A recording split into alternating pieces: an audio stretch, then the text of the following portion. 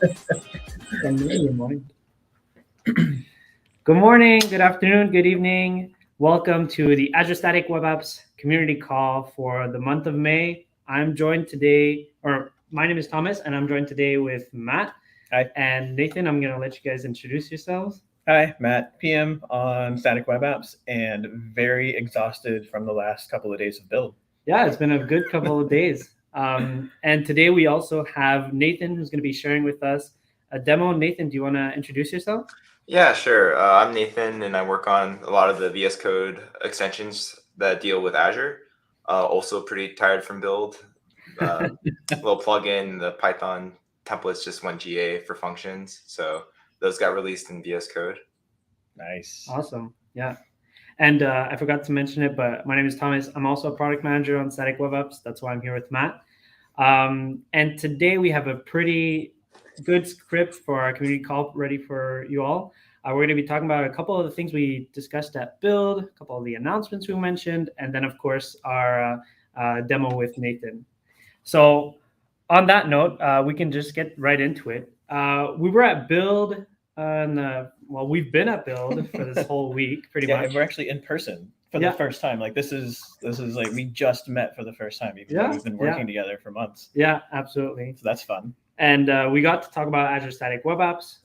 We had this really beautiful slide. I think it really concisely shows what Static Web Apps is. And I thought, hey, let's put it into this community stand-up as well. And really, the message that we were talking about at Build was, hey, we help you take your code from source code in your repository to global distribution. So globally distributed static content, and then you can always extend that with the different options with your link backend APIs, your database connections, the feature that we launched a couple of months ago, enterprise grade edge. So regardless of what frame you're writing, you can be deploying your front-end apps to static web apps. And not just front-end, like you can grow into everything. Absolutely. Like you can run your entire business here. That's how I always see it. It's like just running my business on a service. Absolutely. And I think that's why the title of our build session was Building Global Serverless Full Stack Apps, right? Because with either the managed functions or the link backend APIs, you can have that full stack, full functionality. Yep. So we had a great time at Build. We talked to a lot of different of you folks that are building with static web apps, and we learned a lot. We actually took a lot of that feedback, and we're going to be factoring that into our next round of planning and figuring out what our roadmap is going to be. So stay tuned for that. I think we're going to be announcing a lot of new features in the coming months, probably collecting a lot of feedback on our community GitHub, which we should mention at the end. Yeah, and I think actually the next slide has some of that stuff that's coming up. Yeah, absolutely. So the other slide that we had was about the Azure Static Web Apps roadmap. So we recently announced, we've been talking a lot in the past couple of months about Next.js. We've been focusing a lot more on these new cohort of meta frameworks that provide the server-side functionality within your front-end applications. Next.js has been a constant topic of conversation among the other meta frameworks that you can deploy to static web apps. We had the public preview announced early last year or late last year, and we've been constantly iterating towards the GA. So we expect the GA to come at some point soon. I think it's going to come at some point during the summer. We are basically in the final polishing steps to make sure that we have full feature compatibility. And speaking of Next.js, the Next.js 13 is another one of those versions that we've been working on. So we actually think that Next 13 and React Server Components and all that new cutting edge React goodness is going to be coming to static web apps very shortly. So we're really excited about that. We also officially GA'd the link backend APIs. Was that yesterday or Tuesday? It's blurry. It's very blurry. Yeah. So March 23rd, Tuesday, we GA'd linked backend APIs. I'm super excited about that because that's truly a differentiating factor, a differentiating feature for static web apps. And it helps you build your static web apps and extend into the rest of your Azure services, whether that be a container app, an app service, a function app, an API management. We see a lot of you folks using these features to build really enterprise level architectures with static web apps. Whenever you have an API management, they can have multiple downstream APIs or services. You really start seeing the potential of static web apps. Yeah, it's basically like the catch-all, right? You have whatever APIs in the back end, you reverse proxy into everything. Yeah, that's the catch-all. Yeah. And we've had a couple blogs about linked backend APIs, and our docs really document what the benefit of having linked backend APIs, because with linked backend APIs, you don't have to worry about the CORS configuration, and very importantly, authentication. With static web apps authentication, that managed authentication offering needs to have the injected headers, right? And we need to be able to trust the backend services. And with linked backends, we are able to inject the necessary auth headers for you to have access to the client principal and the user information. Yeah, I'm always going to call out auth. I've been hurt so many times. You said trust, and that's the thing. Like, I need to trust the auth system, and I do. Yeah, absolutely. And then the most recent public preview significant feature that we announced was database connections, which has been a month-long effort with the database teams to ship out database connections to make it easier for you to build database access applications with static web apps. So with database connections, you have access to your databases through a set of REST or GraphQL APIs, and it makes the workflow very productive to build those full stack application on static web apps with that global content distribution. Yeah, and we did one of these sessions. You did one of these sessions with database connections. Where, like, if you want to go back and look at what it takes to actually set those up. Spoiler alert, it's a JSON file. It's a config file. That's it. Super easy. But if you want to go back and look at that, there is one of these community calls with database connections. Yeah, absolutely. Highly recommend that feature. And we also talked about it at Build with Davide, who's been the PM on the Data API Builder project, and also Adrian, who's been working on the APIM side of things. And also, to be announced, we have a couple features that you've been working on, Matt, that I think we're really close to announcing. Yeah. They're in Canary right now, last I heard. But yeah, so traffic splitting, the big thing there is being able to have, when you deploy your production environment and you have a PR with a preview environment for like a change to your app, instead of just having separate links, you can actually, have your custom domain and point a certain amount of traffic over to that preview environment to test. So it's kind of like the test in production, like the safe test in production, where you can very slowly, incrementally roll it out. Once you've verified that, then you can merge your PR and everything's in your production deployment. Snippets is something, honestly, like it feels very much like for me. This is injecting HTML or script tags or just script in general to your sites without having to keep it in your actual source code in the repo. So you'll be able to pick an environment and say, like, include my Google Analytics or whatever. You can just drop that directly in there and not have your keys or that code just kind of sitting in your repos. The other use case that I always talk about, because I've done this at previous jobs, is like when you have downtime, a way to like inject a banner that says, hey, things are broken, sorry, that kind of thing. Visit our status site to keep an update on it, so the support requests don't keep rolling in. But you'll be able to just do that at runtime without pushing a deployment. I think another thing that I sort of see possible with the two features that you're going to be launching is a potential to maybe have some type of A/B testing. Is that something that you've been looking at? Why'd you do that? Why'd you do that? Yeah. Did I spoil the punch? So yeah, you'll be able to do like some level of A/B testing. So the routes will be sticky, right? So if you've split traffic and you have a customer at different environments, that will be sticky. People who come back will continue to go to the same place. Oh, nice. So yeah, you can do some amount of that. You're going to need some sort of library in the injection portion or in the snippets portion to be able to track and measure that. Oh, excellent. you could absolutely very simply route that traffic, split that traffic, test features, and see your performance metrics. If you even with Google Analytics, you could do it. Yeah, it does enable that. Awesome. Thank you, Thomas. Awesome. And so those are just a couple of the ones that are very close to shipping, and we have a lot of fun features coming up this summer. I think for our vision of helping you build those globally distributed applications, stay tuned, because this summer I think we're going to have some feature announcements that are going to be really exciting. I see we have some stuff in the chat. Oh yeah. Yeah, I don't know if we want to, before we move into to Nathan's demo, if you want to cover some of that stuff. Okay, so I see that we have a featured question by Dave. Dave is asking, can static web apps solve directly the problem of root? Dave, I'm not sure I fully understand the question in this case. Could you add any details in the chat, and then we'll come back to this one? Do you understand this one, Matt? Not entirely. I wonder if it has to do. Are you mean like client side routing, or like actually managing routes as far as like your front end back end pieces?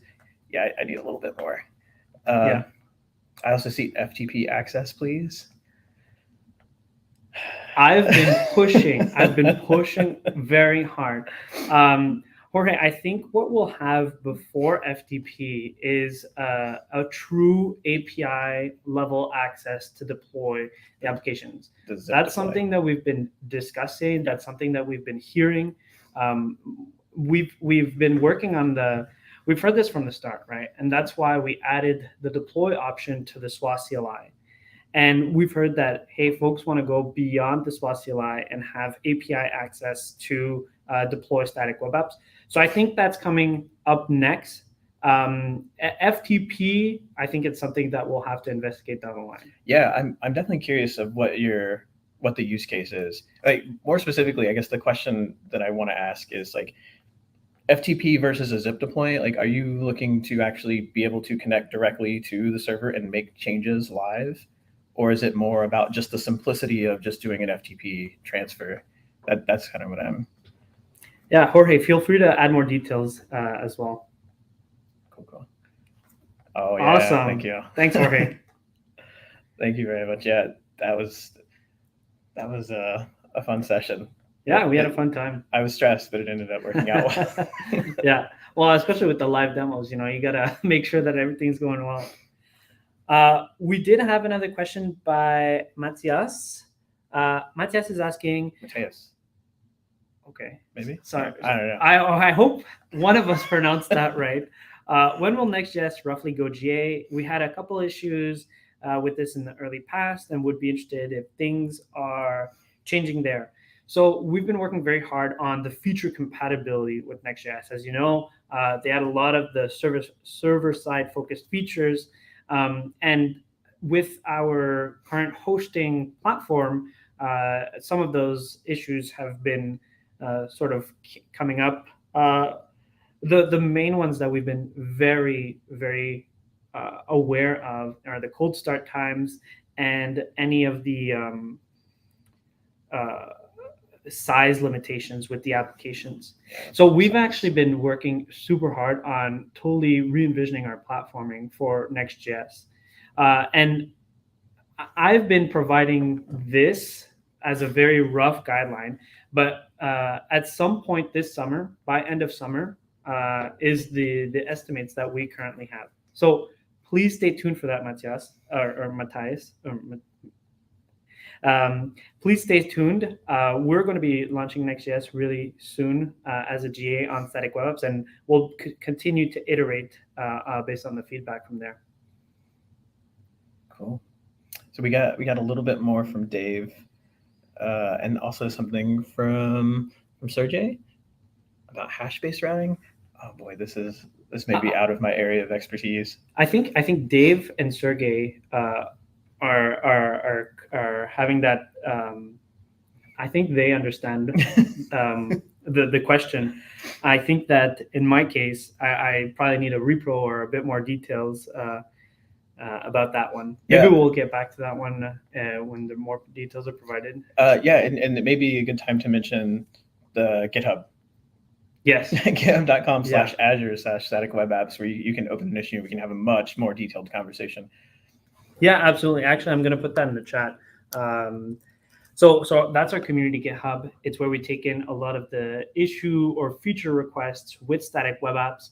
And it's one of the areas that we're looking at basically daily, looking at all the new features, the new ways that people are implementing with static web apps and any issues that they're running into. So if you have more details about that one, I think that would be a great place to go here. I'll go ahead and share it in the chat as well. Cool. I think this is probably a good time to switch over to Nathan. What do you think? Yeah, absolutely. Time for demo.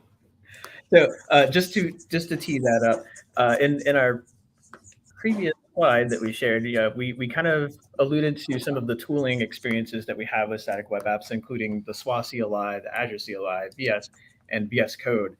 And I will let Nathan explain a bit more about this. Nathan, can you zoom in a little bit as well? Oh, yeah, sorry. That look okay? Let me see. Yeah. Okay, well, thanks for the handoff. I think you can zoom in a bit more. Okay. Our screen's pretty small. We're sharing a screen right there. Yeah, screen and a screen. Okay, yeah. Thank you. Okay. Yeah, thank you guys. So this is a GitHub repository made by one Matt Hernandez, 5is Prime, and so I'm going to be using that for the demo.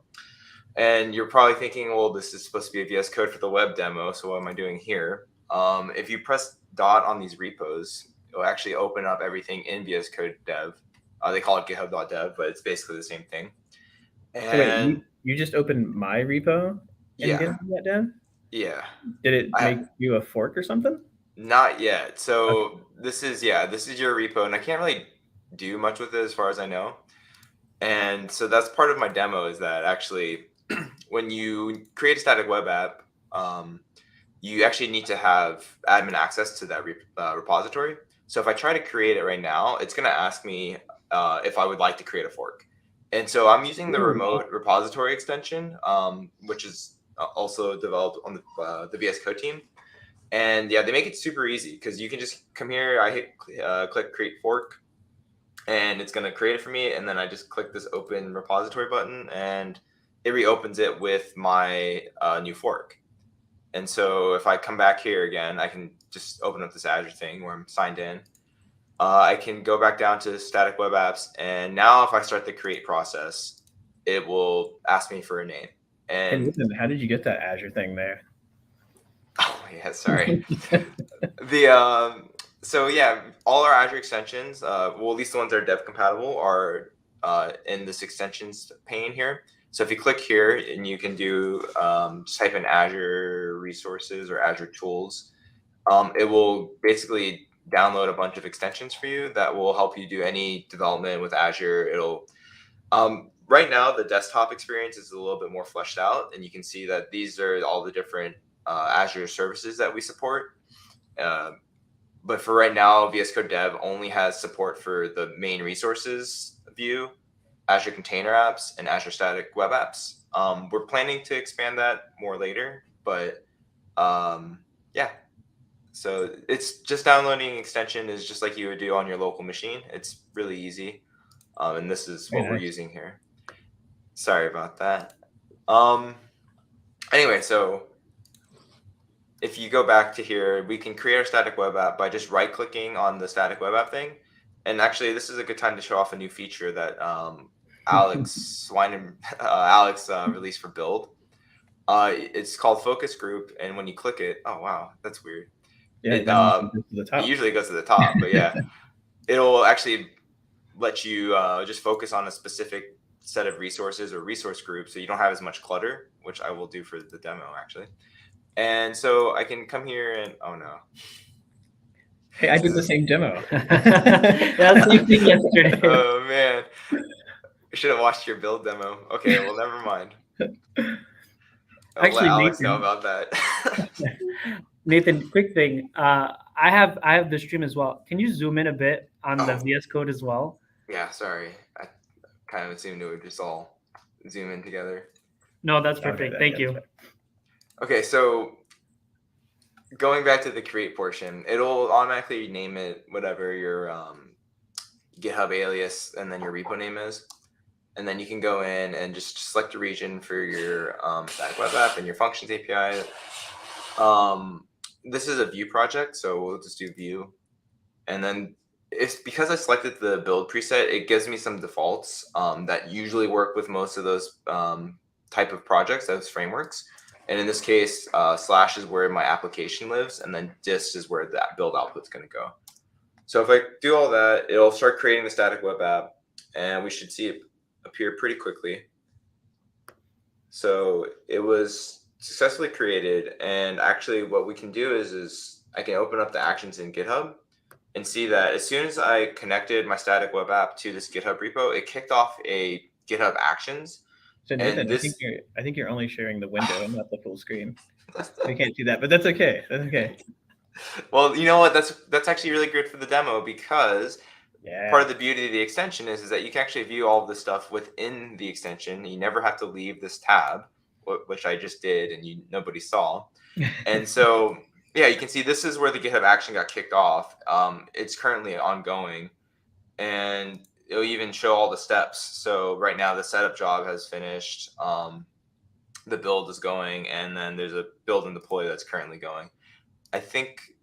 I don't know why the logs aren't showing up. Normally they would, but maybe because it's still ongoing, the logs haven't actually come up yet. And so this takes about 2 minutes for it to completely finish.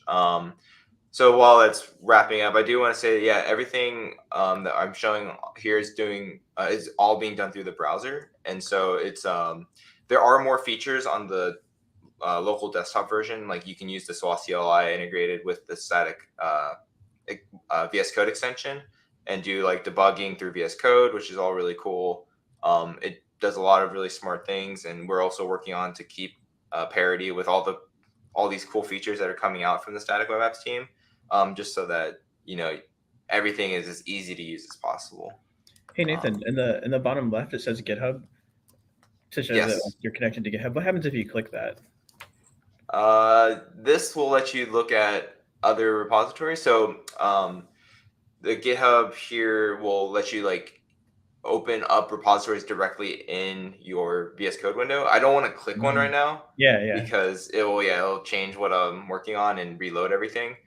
But it looks like there's also a download Visual Studio Code button. Is that what you trying to direct me to this? No, I really wasn't trying to direct you. No. Okay.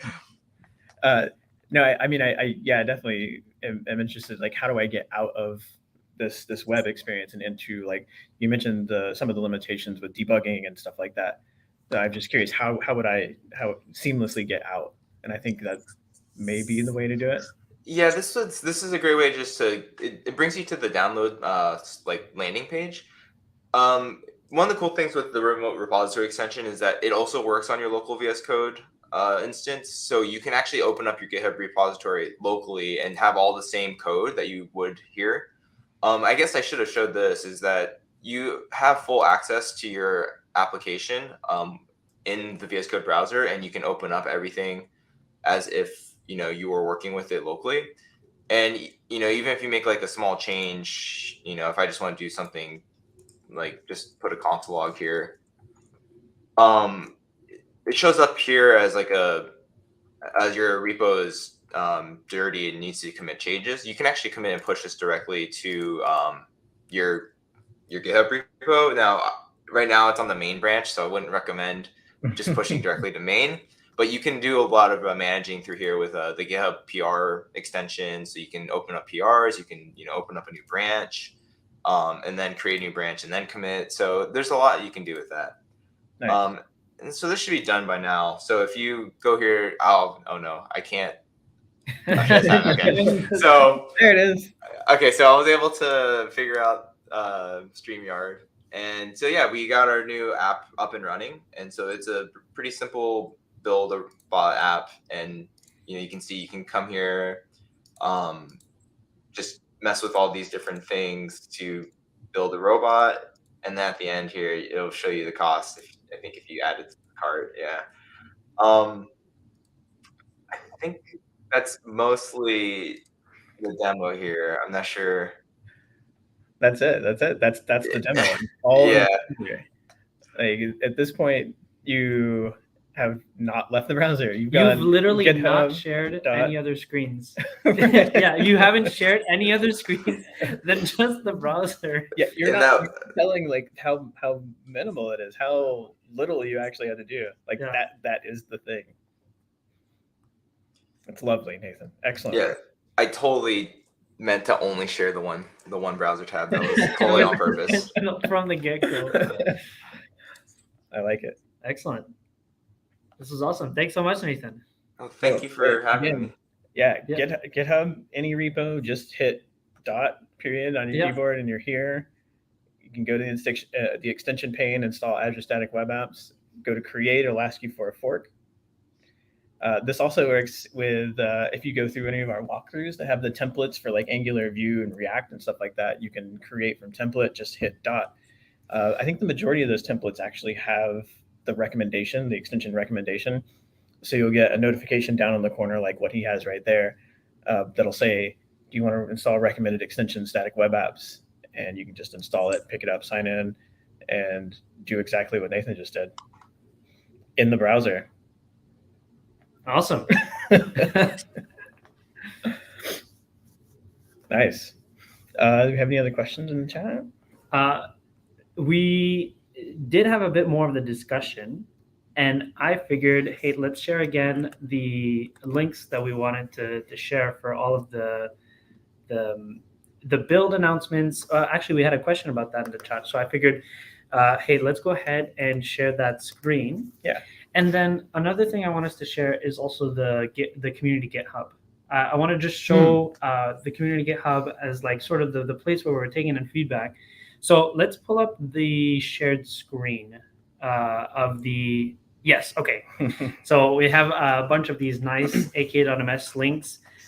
So the top one is the GraphQL session that we did with Davide on the Data API Builder team, and then Adrian on the API management team. So I've been talking about the different ways to use GraphQL on Azure, and static web apps and database connections was one of those ways. The second link is actually the build session that we had yesterday about building global full stack serverless applications with static web apps. That was a lot of fun. We were there in person at Build, so it wasn't awkward at all.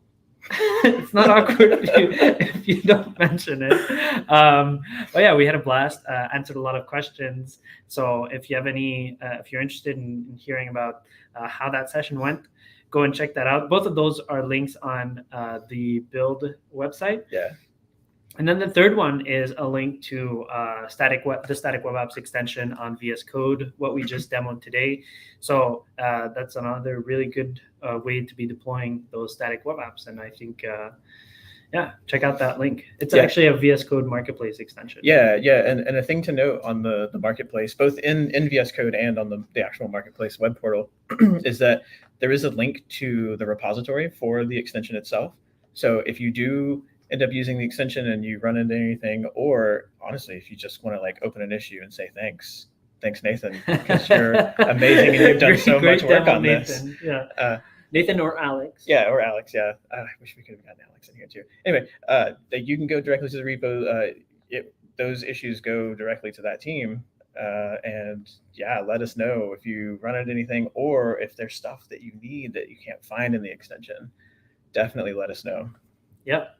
And then the other thing I wanted to show them was the GitHub. Is that something that you can share on your screen somehow? Probably. Here, you want to open it up? Yes. Okay, let me Azure. So it's github.com/azure/static-web-apps. So is it sharing right now? It's not sharing right now. I can make it share now. Okay. I'm going to pull this out. Oh, let's kill that. Go here.